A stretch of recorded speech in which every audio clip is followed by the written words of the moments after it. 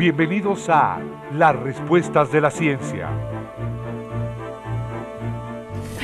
¿Qué tal? Bienvenido. Gracias por estar con nosotros aquí en una emisión más de Las Respuestas de la Ciencia. Y como cada semana los saludamos, Carla Hernández y Sergio de Regules. Hola Carla, ¿cómo te va? ¿Cómo estás? Muy bien, Sergio. Otra vez aquí, ya estamos listos y entusiasmados con el tema de la semana y los invitados que nos acompañan para hablar de los partidos políticos y la crisis de credibilidad. ¿A qué se atribuye la disminución de credibilidad en los partidos políticos? ¿Cómo ha ido cambiando la relación entre los partidos políticos y los ciudadanos? Estas y otras preguntas estarán en la mesa durante la próxima media hora. Y como ven, se trata de un tema apasionante que seguramente será de gran interés para el público, que está seguramente siguiendo el programa. Así es que vamos a comenzar, Sergio. Y para hablar de este tema tenemos hoy en la mesa a la maestra Marta Singer de la Facultad de Ciencias Políticas y Sociales de la UNAM. Ella es coordinadora de investigación del Centro de Estudios Políticos y directora de la revista Estudios Políticos de la misma facultad. Desarrolla la línea de investigación sobre el sistema político mexicano, participación y representación política. Entre sus publicaciones y participaciones se encuentran Los límites de la democracia en México, Participación política y derecho a la diferencia y democracia y participación. También está con nosotros la doctora Yolanda Meyenberg, del Instituto de Investigaciones Sociales de la UNAM. Se ha desempeñado como coordinadora del área de discursos políticos y coordinadora de la oficina del portavoz presidencial durante la gestión del presidente Fox. Ha sido además asesora en la Cámara de Diputados, el Instituto Federal Electoral y de la Organización de las Naciones Unidas. Bienvenida. Y también le damos la bienvenida al doctor Francisco José Paoli Bolio, del Instituto de Investigaciones Jurídicas de la UNAM. Durante más de 30 años ha colaborado en diversos diarios y revistas, así como el programa Primer Plano de Canal 11. Es autor de diversos libros y ensayos e investigaciones. Es director del Departamento de Sociología y Política de la Universidad Iberoamericana. Ha sido profesor en disciplinas de Ciencia Política, Derecho y Sociología en diversas universidades. Bueno, pues si les parece, gracias por estar con nosotros, reiteramos el agradecimiento. Vamos a comenzar con esta charla, pero antes a ver unas cifras que nos darán una idea de cómo se perciben los partidos políticos en nuestro país.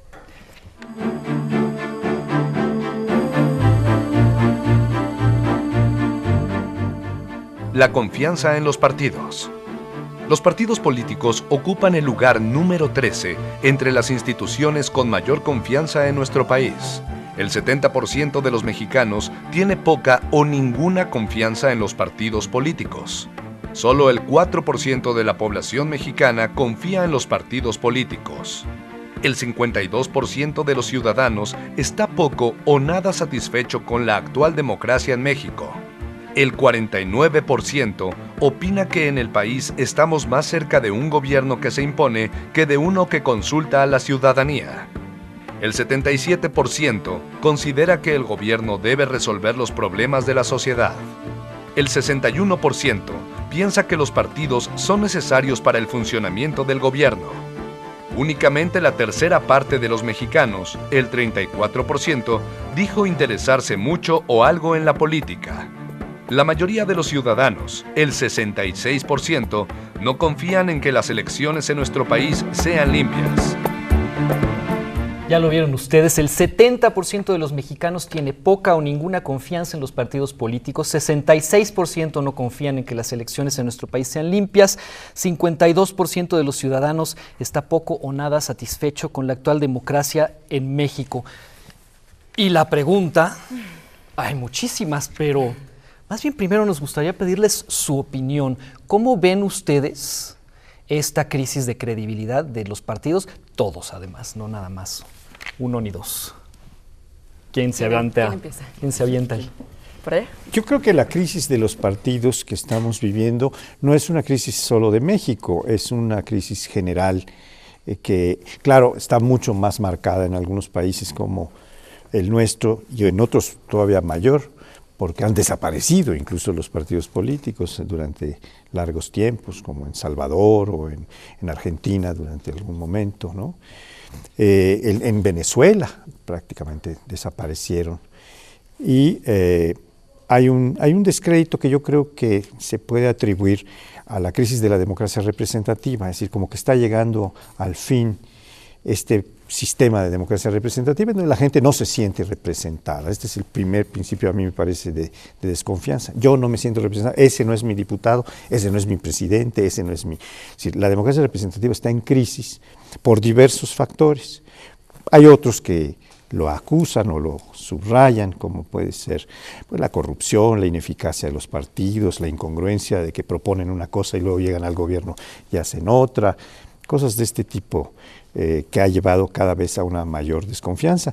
Y también el establecimiento de burocracias en los partidos, esto que algún teórico llamó la ley de hierro de la oligarquía, en donde cualquier organización de partidos, de sindicatos, va quedando pues sujeta a una burocracia, a un liderazgo que se impone sobre las bases y entonces no hay confianza, no hay procedimientos democráticos que toman en cuenta a la base y esto es lo que siembra una buena parte de la desconfianza.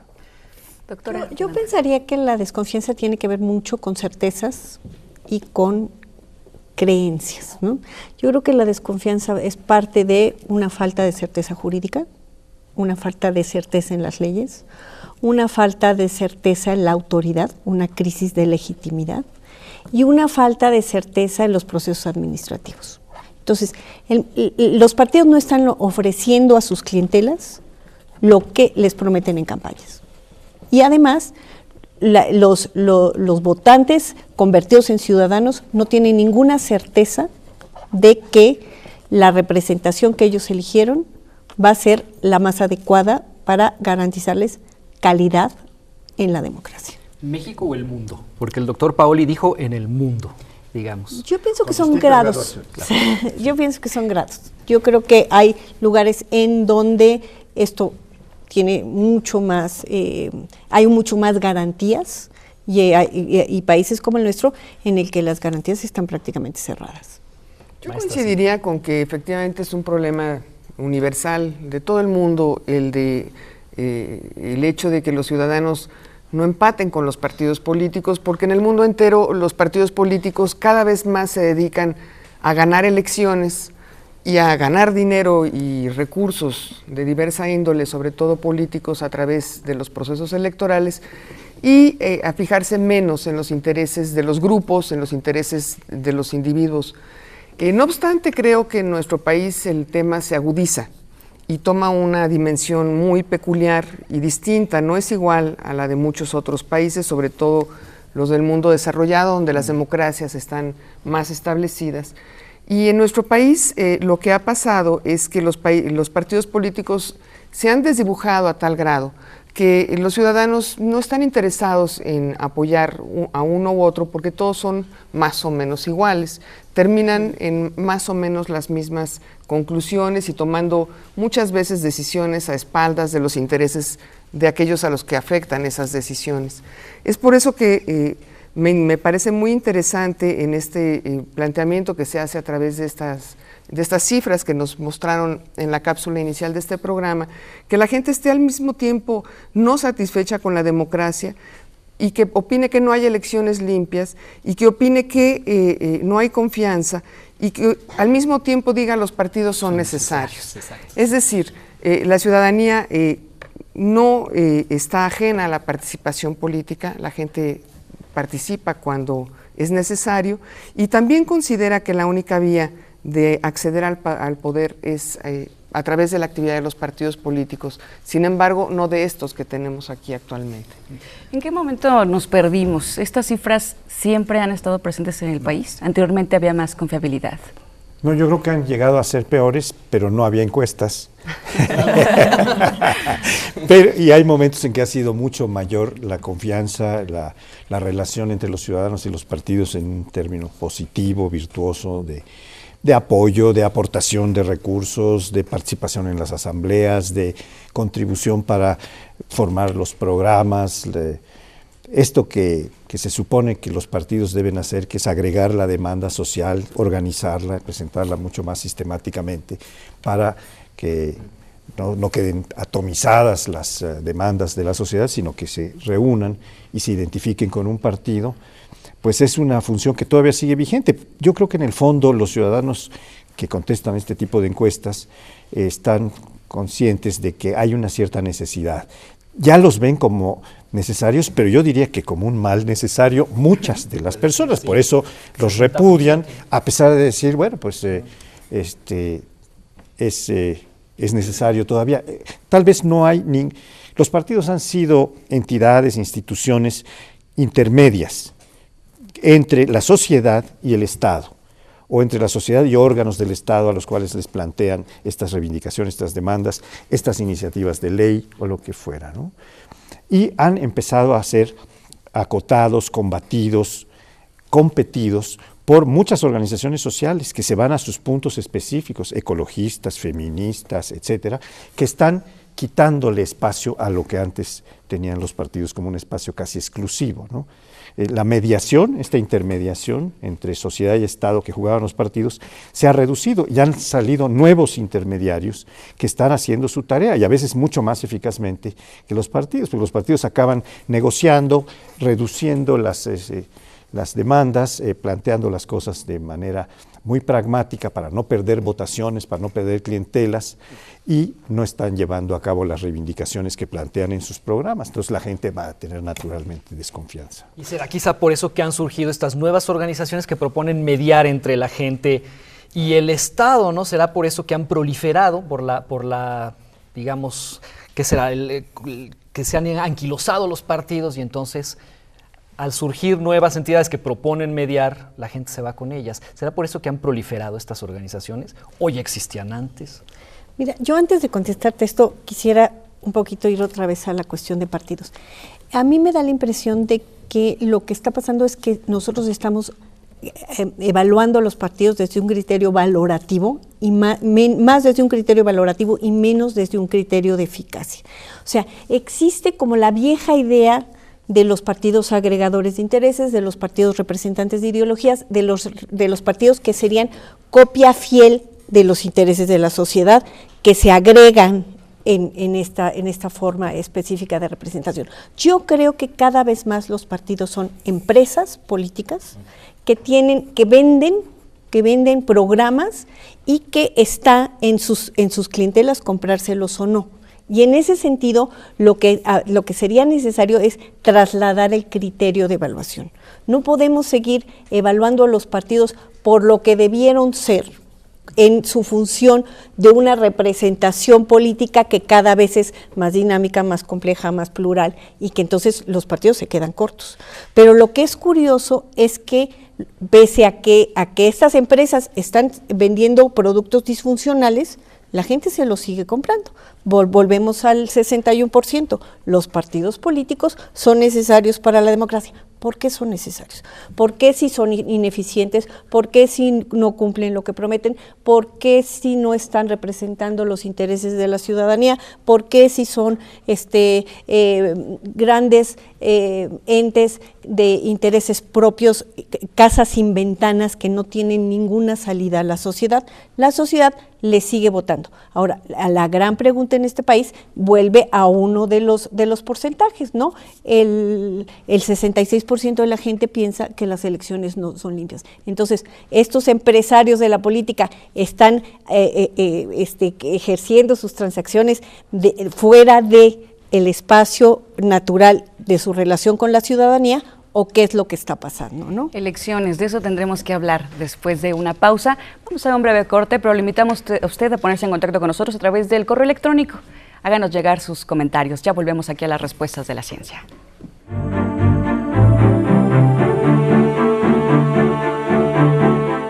Ya regresamos a las respuestas de la ciencia.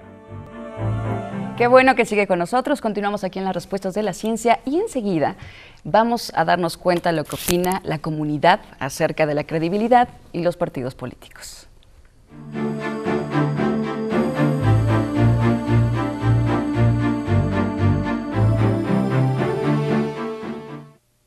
Que me parece que no rinden cuentas, la estructura no obedece a las plataformas políticas que proponen y los líderes son incongruentes. La verdad no. ¿Por qué? Porque dicen que tienen una postura y posteriormente salen con otra cosa. Pues no mucho, ¿Por qué? Porque se han ganado una mala fama sobre su gran ambición sobre el poder. Ya no existe una visión completa, compleja, integral de lo que son y deben ser los partidos políticos, ¿no? En esa medida creo que respondo. No confío. Bueno, si lo vemos desde la forma estatutaria, los partidos políticos son una maravilla en México, pero la verdad como actúan no va concordante.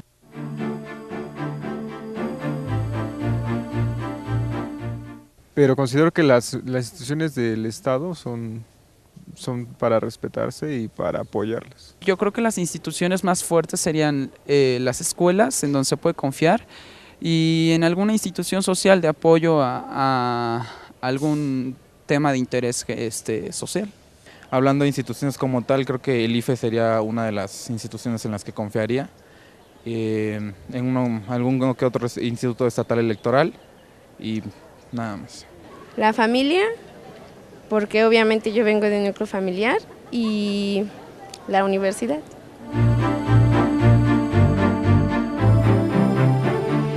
¿En qué instituciones confiamos la familia?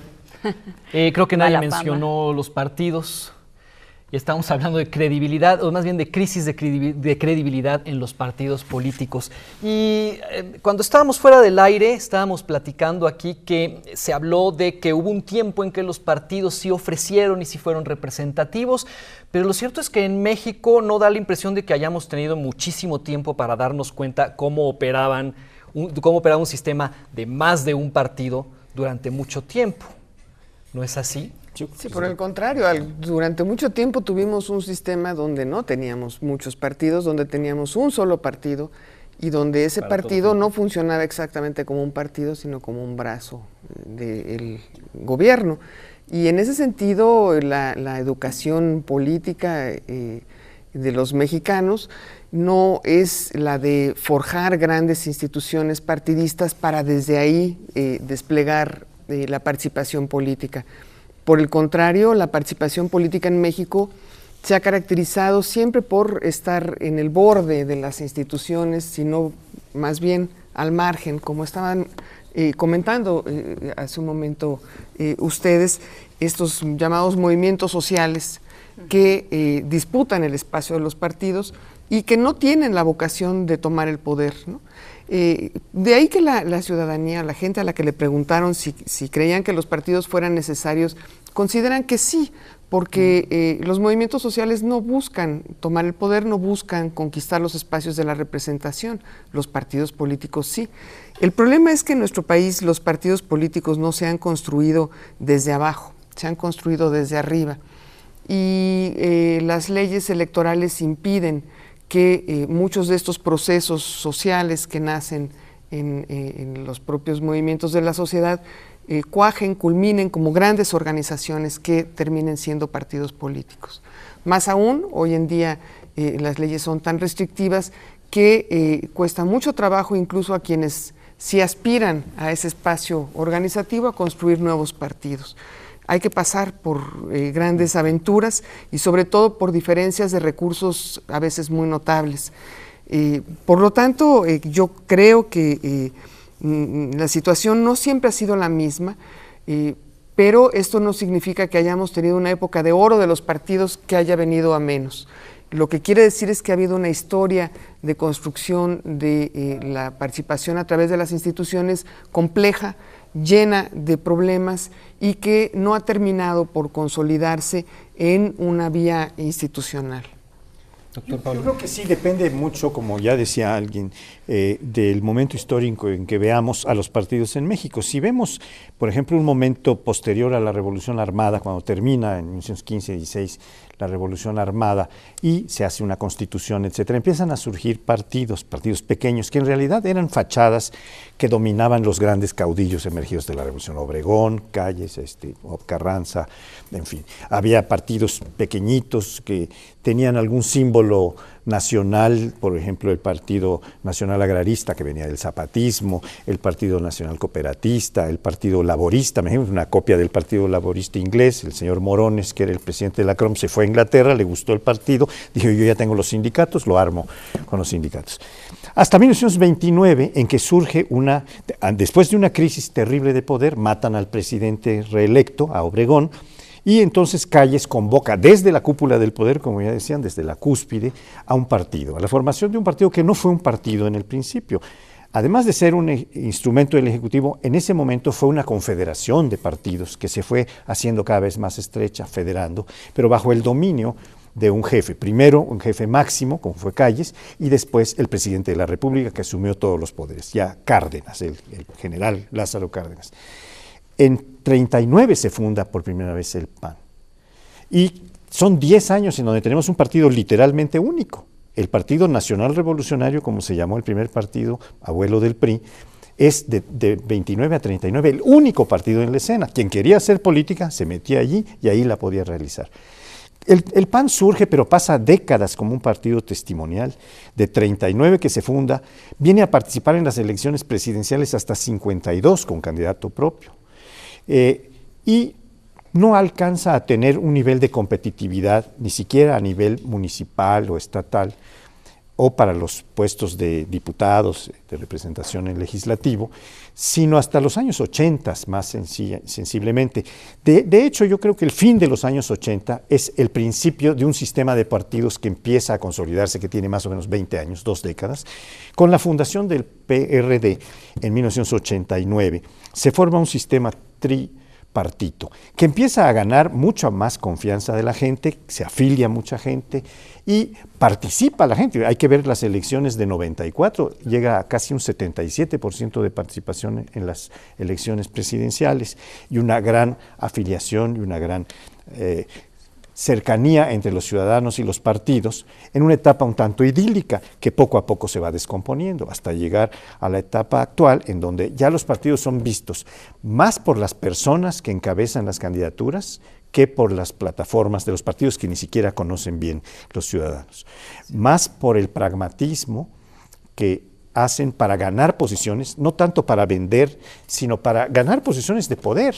Hay un pragmatismo extremo, y entonces de la noche a la mañana, como acabamos de ver, por ejemplo, en las elecciones de Baja California Sur, un candidato del PRD que pierde la candidatura al gobernador en el PRD, se pasa al PAN y el PAN lo sostiene. Cuando tienen posiciones totalmente contrarias en términos ideológicos o doctrinarios. Ahora, estos brincos también tienen que ver, también explican un poco la desconfianza, ¿no? Porque ya lo hemos visto desde hace un tiempo, estas transferencias de un partido a otro verdaderamente inexplicables, ¿no? También ayudan a que muy explicables. O muy explicables, pero no en términos, digamos que muy explicables, no, pero queda en entredicho la integridad del que se está saltando para todos lados, ¿no? Claro, porque los partidos no están buscando colocar sus plataformas ideológicas en el centro del debate, sino que están buscando adquirir las posiciones políticas. Y en ese sentido, pues no importa de dónde venga el candidato, que al final de cuentas, pues muchos tienen el mismo origen, pero que después resulta que van de un sitio a otro sin la menor responsabilidad para con los electores. Es decir, ¿qué importa que un candidato perredista o un viejo perredista termine en la cuna del PAN haciendo ganar incluso a ese partido, ¿no? Pero yo ahí seguiré insistiendo un poco en esta cuestión de evaluar a los partidos desde una perspectiva ideológica, ¿no? Yo pienso que desde la década de los 50 del siglo pasado, los partidos se convirtieron en partidos como en la jerga politológica se llama atrápalo todos o partido catch-all, y que sus plataformas son cada vez más amplias. Lo que buscan los partidos es clientelas, sobrevivencia, permanencia y poder. Yo diría dinero. Y entonces, claro, yo pienso que ni siquiera podemos hablar de desconfianza hacia los partidos. Yo creo que lo que genera desconfianza son esos señores que son las cúpulas de los partidos, que son los que nosotros vemos en los medios, pero detrás del partido hay, primero, una historia personal de cada partido, que no podemos hablar de momentos idílicos del sistema de partidos, pero sí de momentos muy importantes en la historia de los partidos. Y por el otro lado, tampoco podemos hablar del partido como un completito, ¿no? Porque el partido son un montón de gentes que la punta del iceberg es lo que nosotros vemos y no nos gusta, ¿no? No nos gusta esta cuestión de la famosa partidocracia, tiene que ver con señores que nos disgustan, señores que hacen declaraciones, señores que operan procesos políticos, señores que... y algunas señoras, ¿no? Bueno, señores y señoras, perdón. Muy importante.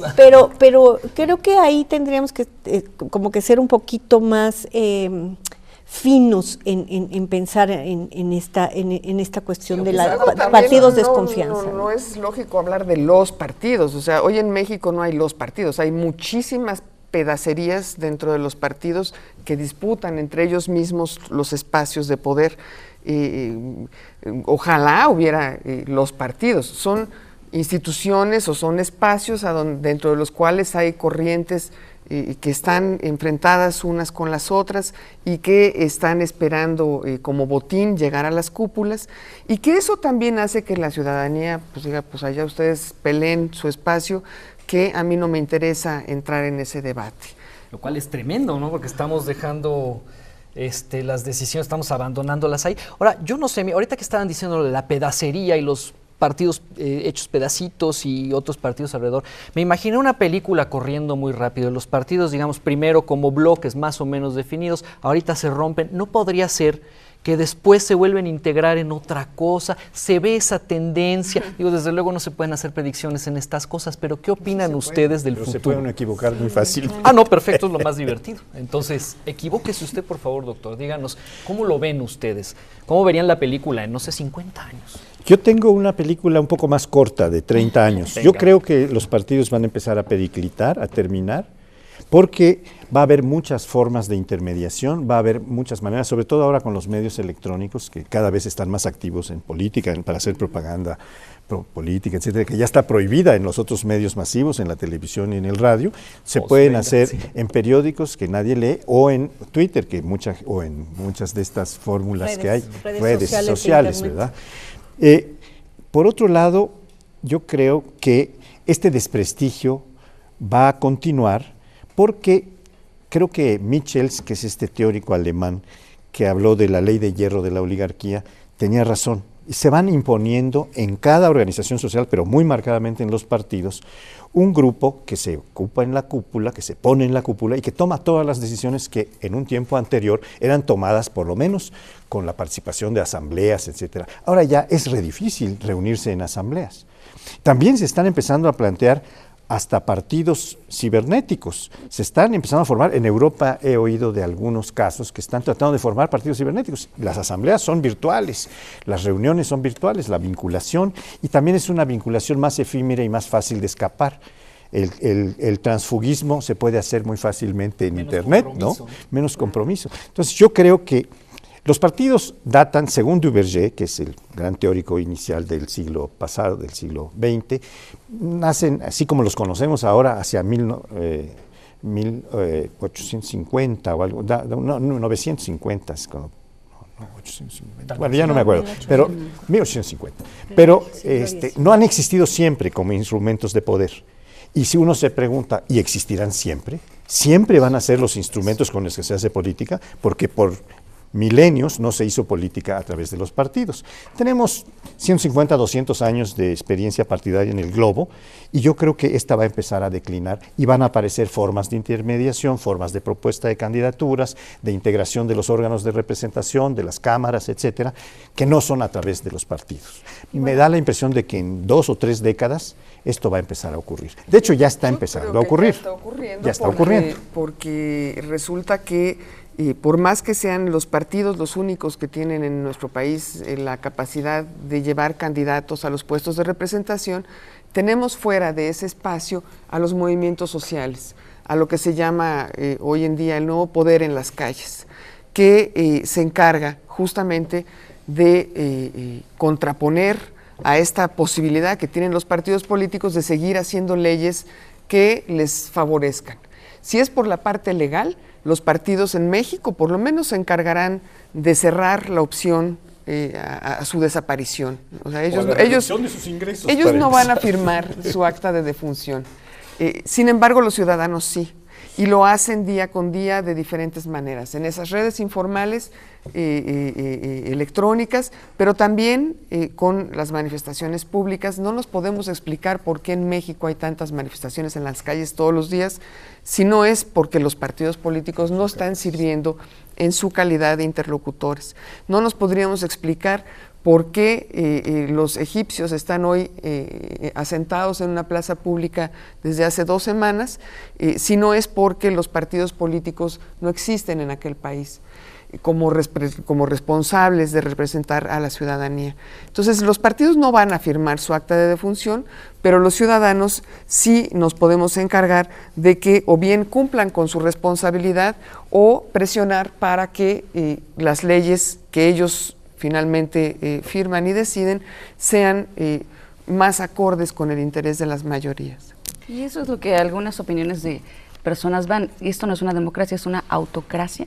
¿Ustedes creen que hemos llegado a ese punto en nuestro país? No, la autocracia existe desde siempre y además se dio muchos gobiernos despóticos, etcétera. Y en México, bueno, el partido único que existió literalmente de 29 a 39 y después con varias fachadas, pero sigue siendo lo que un presidente, el presidente Salinas, llamó un partido casi único, se atrevió a aproximarse, ¿no? Pero se refería a que había un solo partido, donde que querían obtener posiciones de poder, hacer política realmente, pues se afiliaban al PRI. Los otros eran partidos marginales que hacían un poco la comparsa, algunos los llegaron a llamar partidos paraestatales, ¿verdad? Sobre todo a satélites, al PARM, al PPS, que ya han desaparecido, y otros se fueron surgiendo por necesidades que el propio Estado tiene, como el PT en México, como el Partido Verde, que es un partido chiquito, pero está aliado al PRI en casi todas las elecciones. Y el PANAL es la novedad que tenemos ahora, que es la nueva alianza que consiste en donde más me conviene, ahí me voy. En las elecciones del año pasado, que fueron 15 estatales, en la mayor parte de las coaliciones fueron el PANAL y el PRI, con el Verde, unidos. Y solo en algunas donde sintieron que les convenía más, como Oaxaca, Puebla, entonces fueron con el PAN.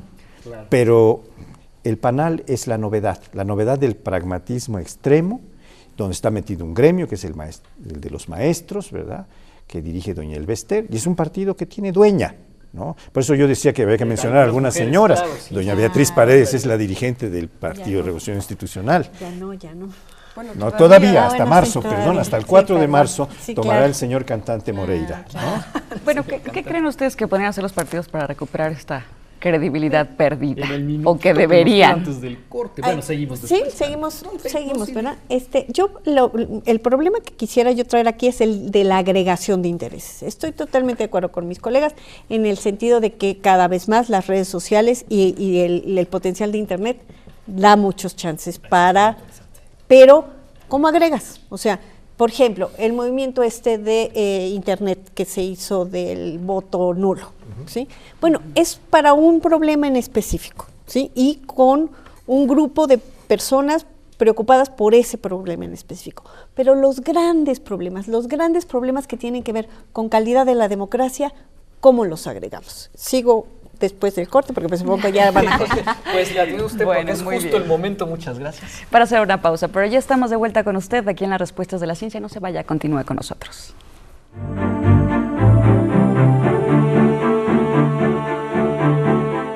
Ya regresamos a las Respuestas de la Ciencia. Seguimos en las Respuestas de la Ciencia. Estamos platicando con la maestra Marta Singer, la doctora Yolanda Mayenberg y el doctor Francisco José Paoli Bolio acerca de la crisis de credibilidad de los partidos, y creo que se quedó un tema hace un momento en suspenso antes de la pausa, doctora Mayenberg. Sí, es que yo sí pienso que tendríamos que estar discutiendo cuáles son los temas que de veras nos congregan a todos.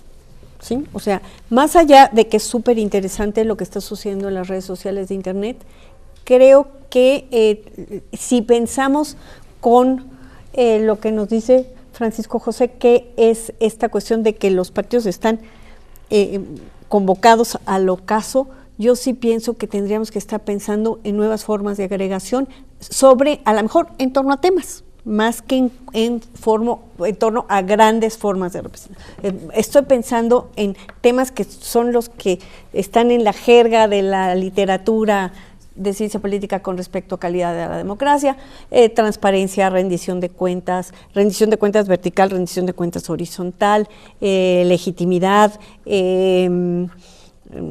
problemas que verdaderamente son problemas que nos aquejan a todos, medio ambiente, cuestiones que sean una agenda de la sociedad y no de los partidos, ¿no? Creo que finalmente yo creo que hay dos entes que están fijando agenda en este momento, medios de comunicación, partidos, y ahí entonces el ciudadano se siente totalmente impotente y ahí hay un núcleo de desconfianza que se tiene que romper. Ahora, usted acaba de mencionar varios términos que son los temas, los ejes que regirían estas aglomeraciones nuevas, pero muchos de ellos a mí me sonaron un poco técnicos, como que no sería lo que se nos ocurre a los ciudadanos de a pie en la calle que sean los problemas. Eso quiere decir que tendrá que ser alguien de todas maneras quien organice, quien eche a andar estas nuevas aglutinaciones que representen otras cosas, o sería posible que surjan espontáneamente de las bases. Hay una enorme cantidad de evidencias de manifestaciones populares, de movilizaciones populares que reclaman la participación y la incorporación en la toma de decisiones. Es decir, que vengan de diferentes sitios de donde vengan, desde los movimientos del campo, movimientos urbanos, movimientos por la vivienda, por los servicios, o hasta aquellos que buscan proteger el medio ambiente, ecologistas, etcétera, coinciden muchas veces en la demanda de ser incorporados en la toma de decisiones. Yo creo que ahí hay uno de los grandes elementos para pensar el futuro de los partidos políticos. Es decir, los partidos ya no solamente como aquellos que tienen en exclusiva la capacidad de formar parte de la esfera de la representación, sino como aquellos que tienen la obligación de incorporar a la ciudadanía en sus decisiones.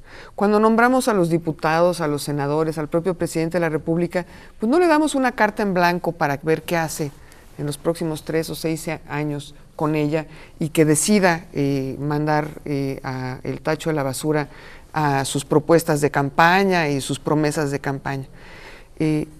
No le damos una carta en blanco diciéndole usted va a ser el mejor para representarme y yo aquí me olvido y me voy. No, la sociedad sigue actuando, sigue viva y creo yo que es en esa vinculación entre quien tiene el cargo de la representación y los representados en donde está el futuro de los partidos. Los partidos lo saben y los partidos intentan compatibilizar su día a día en donde no pueden desprenderse porque están en campaña electoral, al menos en México, casi todo el tiempo, todos los días de todos los años, para diferentes niveles. El año pasado eran 15 elecciones, este año tenemos 7, próximamente acaba de pasar una en enero, otra en febrero, en julio tenemos otras, en septiembre habrá otra, en fin, están todo el tiempo, en noviembre, están todo el tiempo pensando en que tienen que hacer su chamba en la calle de ir a por votos, pero son maquinarias muy grandes, son instrumentos muy vastos. Si quieren seguir ganando votos y si quieren seguir llamando a que la gente acuda a las urnas, no les va a quedar otro remedio más que modernizar sus estructuras de relación y de vinculación con la ciudadanía, y de otro modo la ciudadanía los va a ir dejando cada vez más lejos, y estos datos de las encuestas que vimos al inicio del programa se van a ir agravando y profundizando cada vez más. Perdón, a mí me gustaría intentar no responder, pero bordar un poco alguna reflexión sobre esta pregunta que hacía qué pasará con los partidos hacia el futuro, tomando una veta que la maestra Meyenberg tocaba, que es cómo se va a lograr la agregación.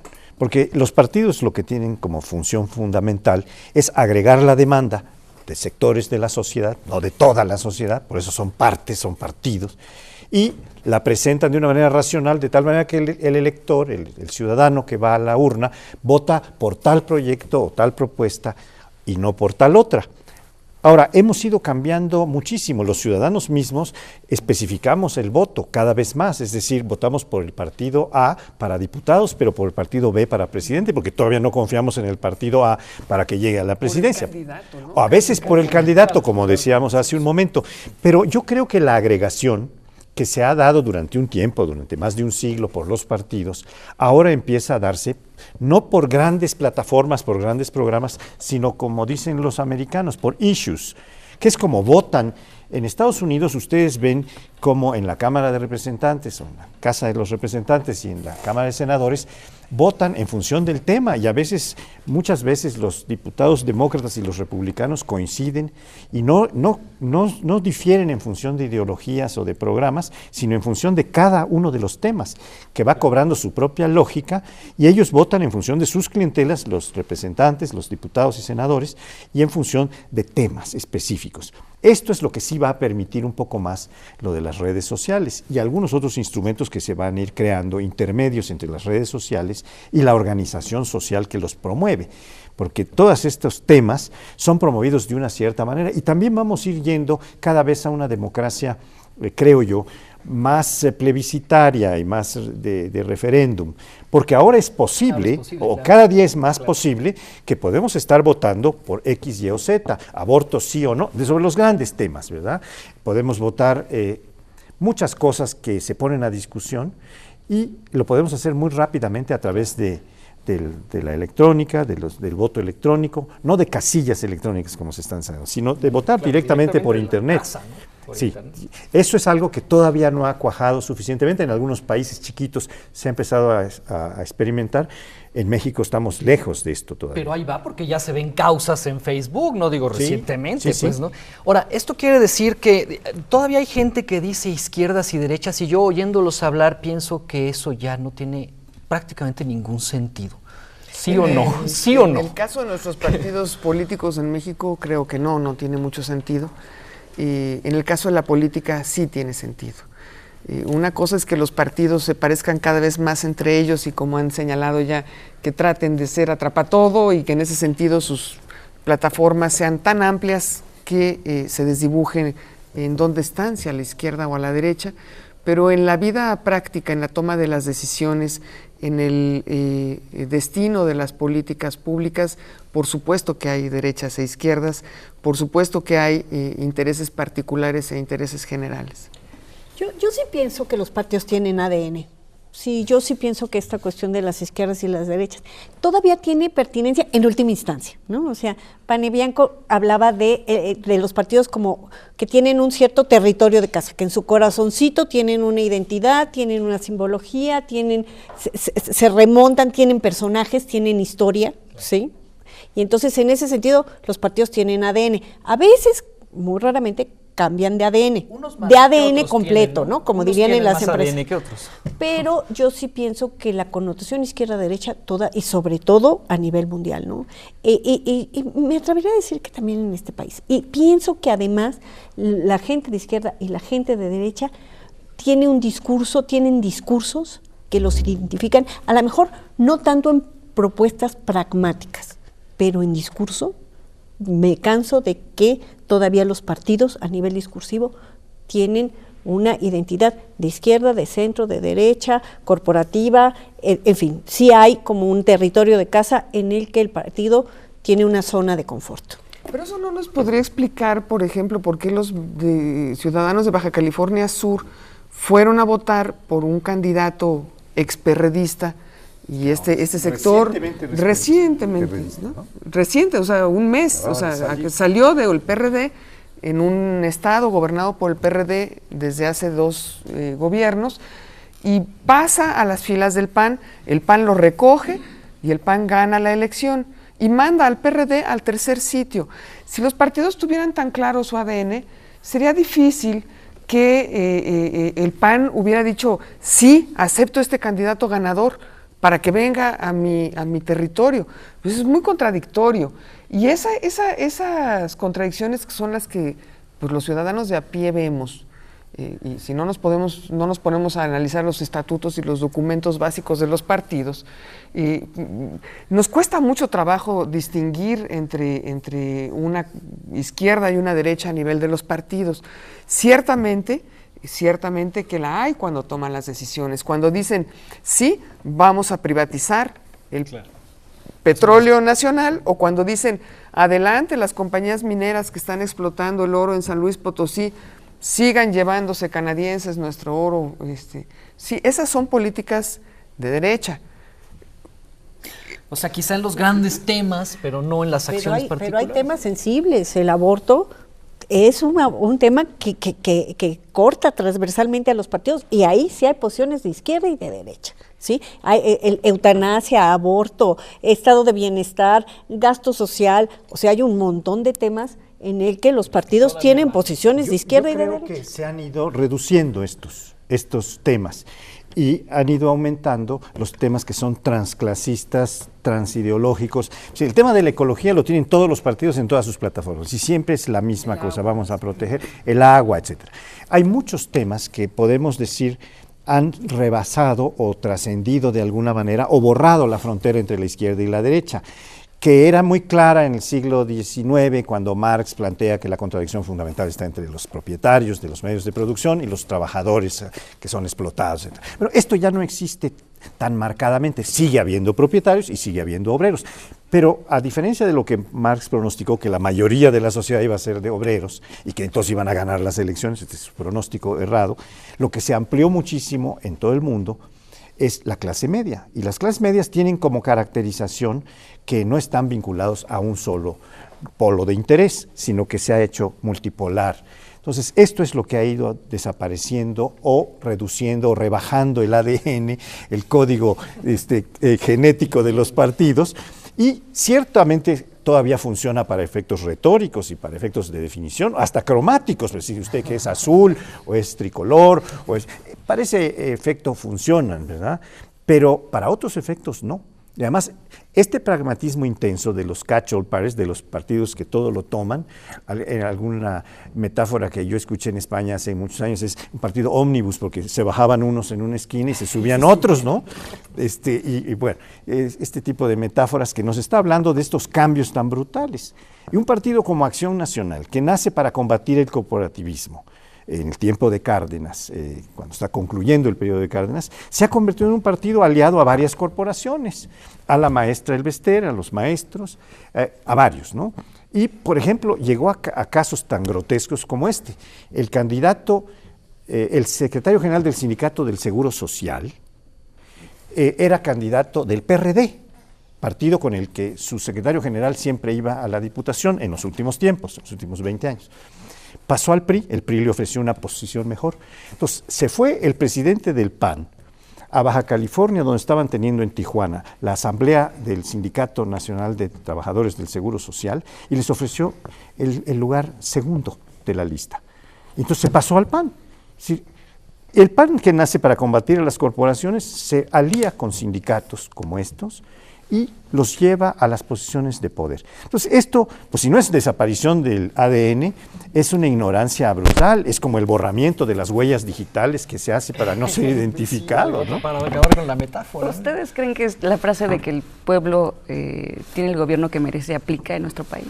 Aunque les queda como un... Pues, yo nada más me estaba preguntando ahorita cuando estaban interviniendo mis colegas, bueno, ¿y por qué el votante le vota a tal facha?